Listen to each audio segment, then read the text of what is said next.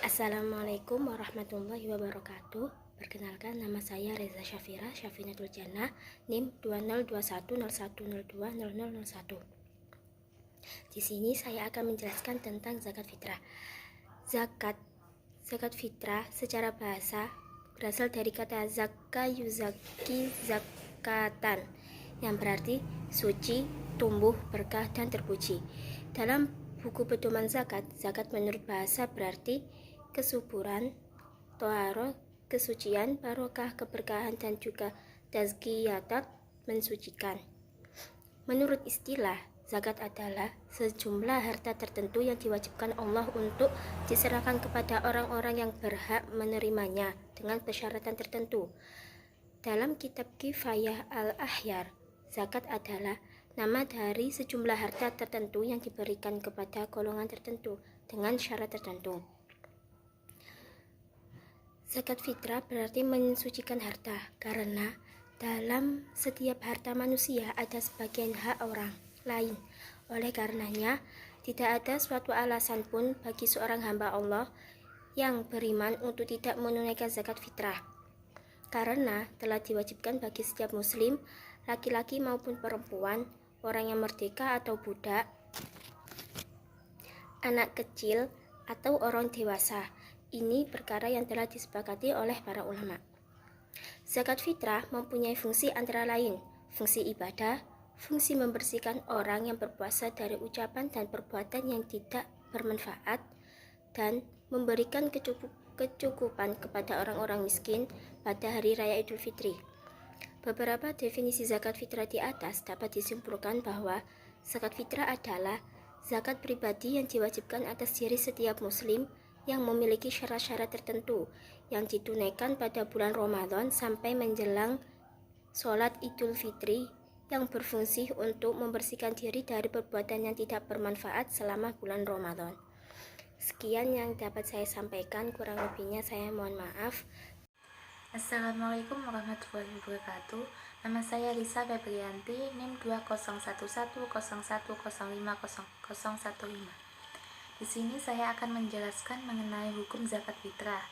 Disyariatkan zakat fitrah pada bulan Sya'ban dari tahun kedua Hijriyah untuk menjadikan pensuci bagi orang yang berpuasa dari perbuatan ataupun perkataan yang sisa dari perbuatan keji yang mungkin dilakukan dalam bulan puasa, dan menjadi penolong bagi kehidupan orang fakir dan orang-orang yang berhajat.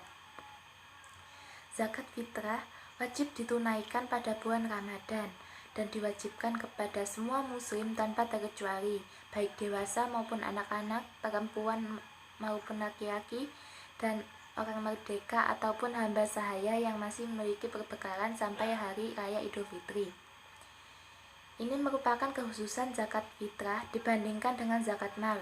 Jika zakat mal baru wajib dibayar ketika seseorang telah memenuhi beberapa syarat, maka zakat fitrah wajib dibayar oleh semua muslim yang masih memiliki nyawa tanpa terkecuali. Dari Ibnu Umar, jumhur ulama menyepakati bahwa bayi yang masih dalam kandungan ibunya tidaklah diwajibkan untuk dikeluarkan zakat fitrahnya, karena meski dia seorang calon manusia, tapi belum dianggap sebagai manusia seutuhnya, sehingga kalau belum lahir pada saat hari raya Idul Fitri maka tidak perlu dizakatkan. Abu Hanifah radhiyallahu anhu mengatakan bahwa bayi yang lahir setelah terbenamnya matahari pada malam 1 Syawal sudah wajib dizakatkan, karena titik dimulainya kewajiban zakat itu ada pada saat terbenamnya matahari pada malam 1 Syawal. Seperti yang telah diriwayatkan oleh Daud yang berbunyi, Rasulullah SAW telah memfardukan zakat fitrah untuk membersihkan orang-orang yang berpuasa dari perbuatan yang sia-sia dan perkataan yang kotor, dan sebagai makanan buat orang miskin. Barang siapa yang menunaikan sebelum sholat Id, berarti ini merupakan zakat yang diterima, dan barang siapa yang menunaikan setelah sholat, berarti hal itu merupakan sedekah biasa. Hadis riwayat Abu Daud dan Ibnu Majah.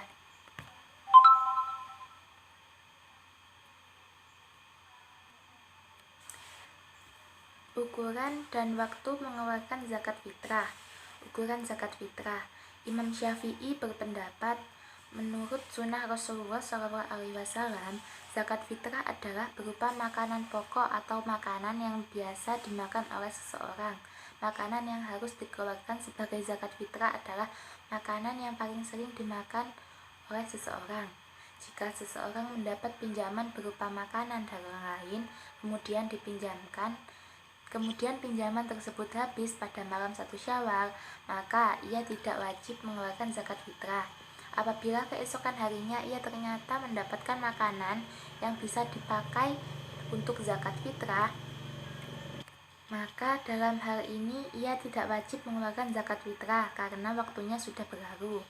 Abu Sa'id Al-Khudri radhiyallahu anhu berkata, di zaman Rasulullah SAW, kami mengeluarkan zakat fitrah berupa makanan pokok sebanyak satu susu kering atau 1 sak zabit atau anggur kering, atau 1 sak tamar atau kurma kering, dan 1 sak gandum.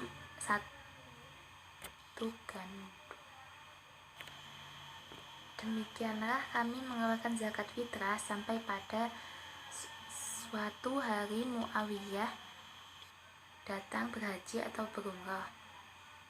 Lalu ia berkhutbah di hadapan kaum muslimin. Di antara isi khutbahnya adalah, aku berpendapat bahwa 2 mud samrah yang berasal dari negeri Syam adalah sebanding dengan 1 sak tamar.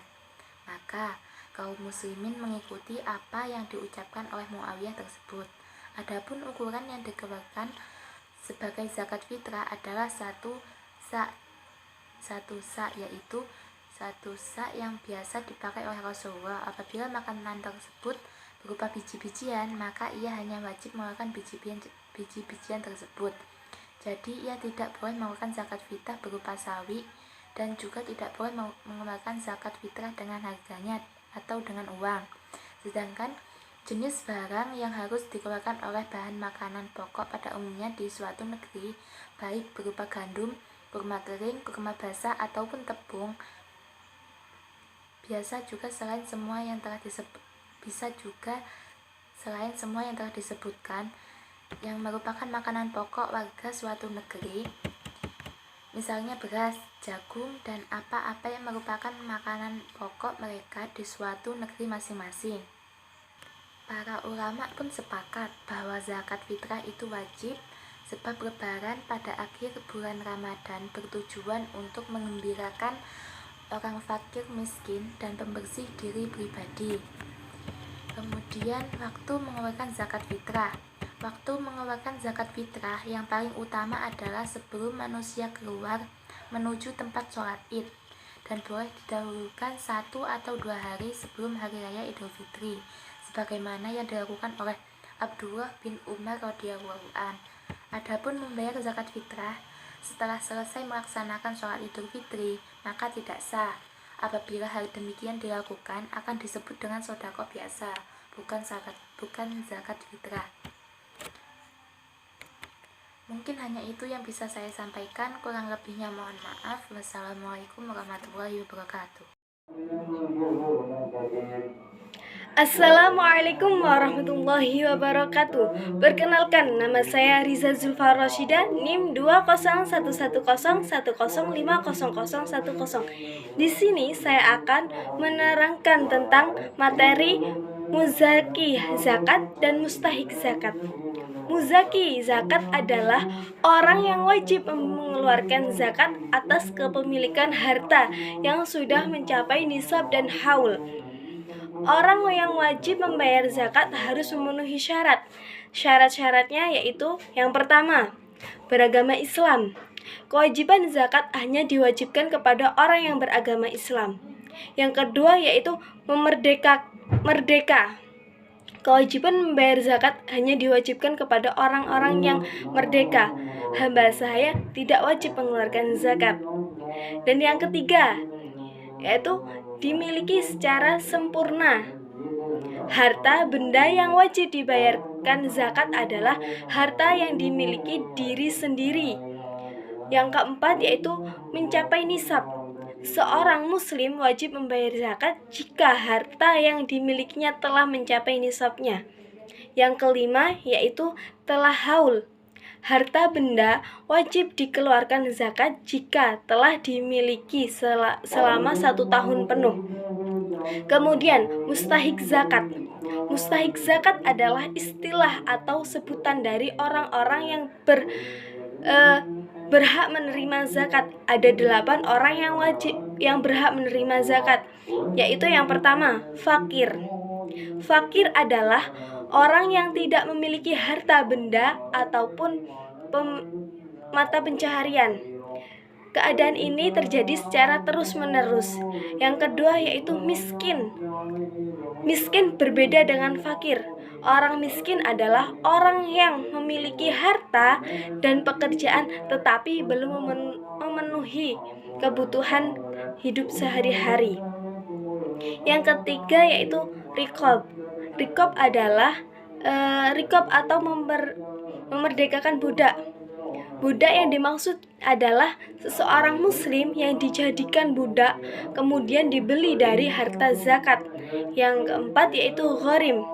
Gharim adalah orang yang memiliki utang dan terdesak mencari pinjaman untuk memenuhi kebutuhan sehari-hari, baik kepentingan pribadi, yang kedua sosial maupun agama. Ada 2 jenis gharim. Yang pertama gharim limaslahatil nafsihi, yaitu orang yang terlilit hutang demi kepentingan atau kebutuhan pribadi. Yang kedua yaitu gharim li islihalihi zatil, yaitu terlilit hutang karena mendamaikan manusia, suku atau kabilah. Yang kelima yaitu mu'alaf. Mu'alaf adalah orang muslim yang imannya masih lemah atau sebuah sebutan bagi orang yang baru memeluk agama Islam. Yang keenam yaitu fisabilillah. Fisabilillah adalah orang yang berjuang di jalan Allah demi mengharapkan ridho. Seorang fisabilillah baik kaya maupun miskin berhak mendapatkan zakat. Namun perlu diangkat bahwa di mana kini jihad fisabilillah tidak hanya berperang. Jihad fisabilillah pelajar harus dilakukan dengan belajar sungguh-sungguh untuk mendapatkan ridha dari Allah. Selain itu, fisabilillah juga bisa berupa organisasi menyiarkan agama Islam, proyek pembangunan masjid, dan kegiatan lain di jalan Allah Subhanahu wa taala. Yang ketujuh yaitu Ibnu Sabil. Ibnu Sabil adalah seorang muslim yang melakukan perjalanan dan memerlukan uang untuk bekal perjalanannya. Ibnu Sabil berhak menerima zakat untuk memenuhi kebutuhannya. Yang ke-8 yaitu amil zakat. Jika mustahik zakat adalah orang yang berhak menerima zakat, maka amil zakat adalah badan yang dipercaya mengurus zakat. Amil zakat adalah orang yang telah ditunjuk oleh seorang pemimpin dan ditugaskan untuk mengumpulkan zakat. Syarat menjadi amil zakat adalah harus merdeka, laki-laki dan muslim mukallaf. Amil boleh berasal dari orang kaya maupun orang miskin. Jika ke-7 golongan sudah menerima haknya, maka amil berhak menerima zakat. Mungkin ini yang bisa saya sampaikan.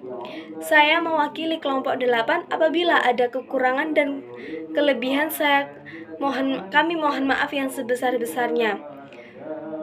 Akhir qauli, assalamualaikum warahmatullahi wabarakatuh.